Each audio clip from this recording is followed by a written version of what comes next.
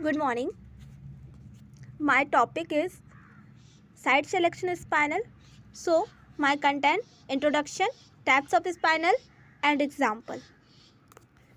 So, introduction. Mixed oxide are the general formula of Ab2O4 are called spinal after the name of the mineral spinal MgAl2O4. Here, Mg have +2 oxidation state and aluminium have +3 oxidation state. General spinal are Ab2O4 type complex. Here A is equal to divalent cation exists +2 oxidation state and B is equal to trivalent cation exists +3 oxidation state and O Ab2O4 type complex जो होता है वो क्या होता है CCP structure means cubic close packet structure में बनते हैं।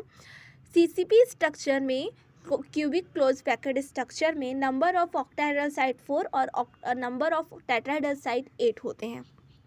सो I am going to next point. Types of spinal.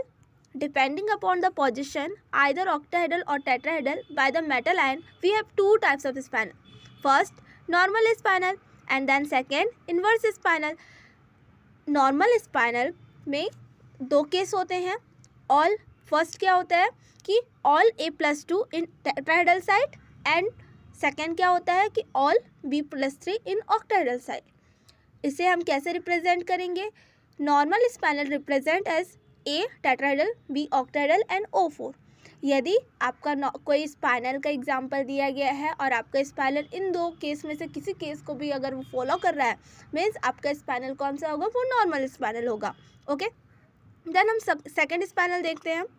Second spinal में भी दो केस हैं. पहला all of the +2 A+2 and half of the B+3 in octahedral side and then second case क्या बोल रहा है?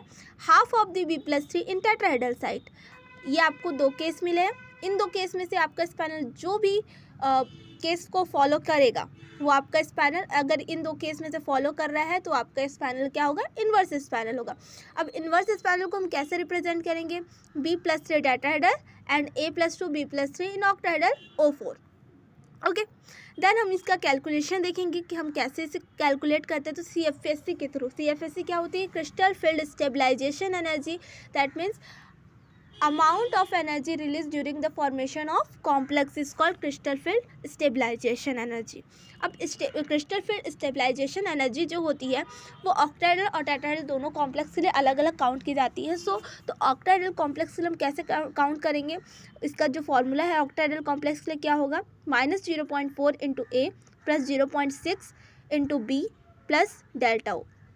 Okay, here A is equal to number of electron in T2z set, B is equal to number of electron in EZ set. अब CFSE formula for tetrahedral.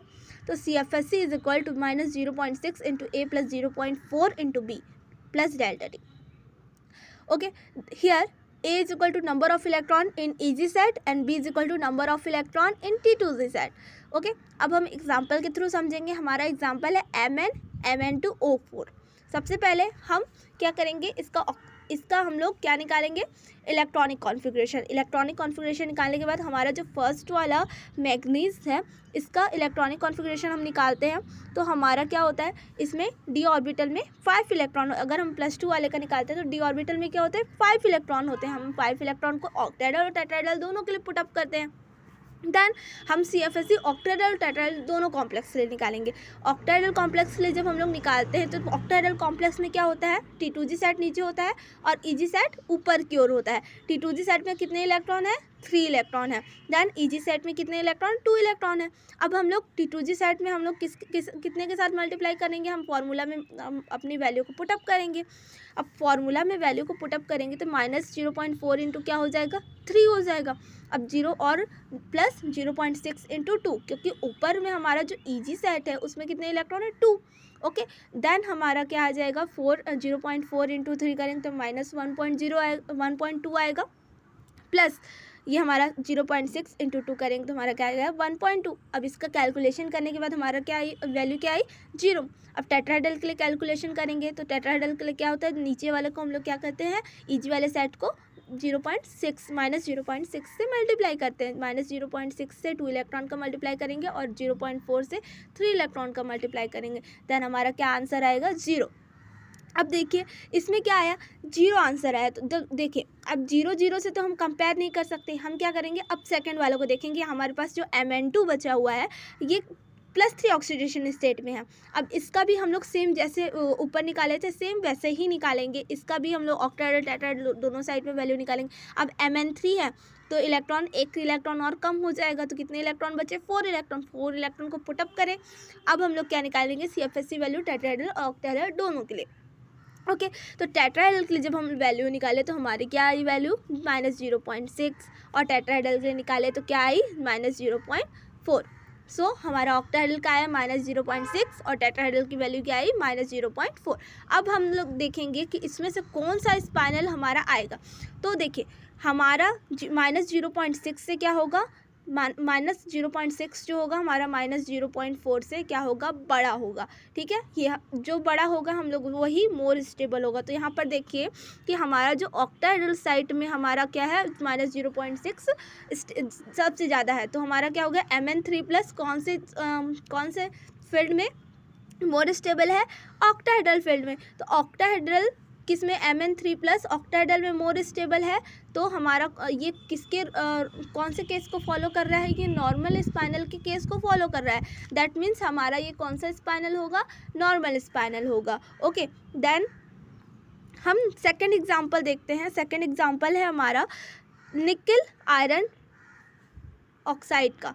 तो हमारा जो निकल iron oxide है इसमें हम लोग क्या करेंगे, सबसे पहले हम इलेक्ट्रॉनिक कॉन्फ़िगरेशन निकालेंगे। इलेक्ट्रॉनिक कॉन्फ़िगरेशन निकालने के बाद हम जो हमारा निकल है इसका +2 ऑक्सीडेशन स्टेट होता है। इसका टेट्राहेड्रल ऑक्टाहेड्रल साइड टेट्राहेड्रल और ऑक्टाहेड्रल साइड में इलेक्ट्रॉन को पुटअप करेंगे। फिर देन इलेक्ट्रॉन को पुटअप करने के बाद हम लोग इसकी CFSC वैल्यू निकालेंगे। CFSC वैल्यू ऑक्टाहेड्रल साइड में निकालते हैं तो T2G साइड में कितने इलेक्ट्रॉन है, 6 इलेक्ट्रॉन है। तो 6 के साथ मल्टीप्लाई करेंगे और 0.6 का मल्टीप्लाई 2 के साथ, क्योंकि उसके EG साइड में 2 इलेक्ट्रॉन है।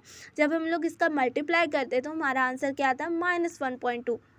एंड देन CFSC का टेट्राहेड्रल साइड में अगर हम निकालते हैं तो -0.6 इंटू 4 प्लस 0.4 इंटू 4 प्लस 0 होगा। देन जब हम लोग इसको मल्टीप्लाई करते हैं तो हमारा आंसर क्या आता है, -0.8। अब हम इन दोनों को कंपेयर करेंगे कौन सा बड़ा है, तो हमारा कौन सा बड़ा होगा, -1.2। ठीक है, तो जो बड़ा होगा अब हम उसको लेकर चलेंगे। तो हमारा ऑक्टाहेड्रल साइड में Mn2 जो हमारा Ni+2 है वो कौन से ऑक्टाहेड्रल साइड पे स्टेबल है। ओके तो हमारा जब ये ऑक्टाहेड्रल साइड पे स्टेबल है, Ni+2 more stable in octahedral site. So ये किसके केस को फॉलो कर रहा है, इन्वर्स स्पाइनल के। तो हमारा जो स्पाइनल होगा ये निकल आयरन ऑक्साइड कौन सा स्पाइनल होगा, इन्वर्स स्पाइनल। Thank you. इस तरह हमने बस इतना ही।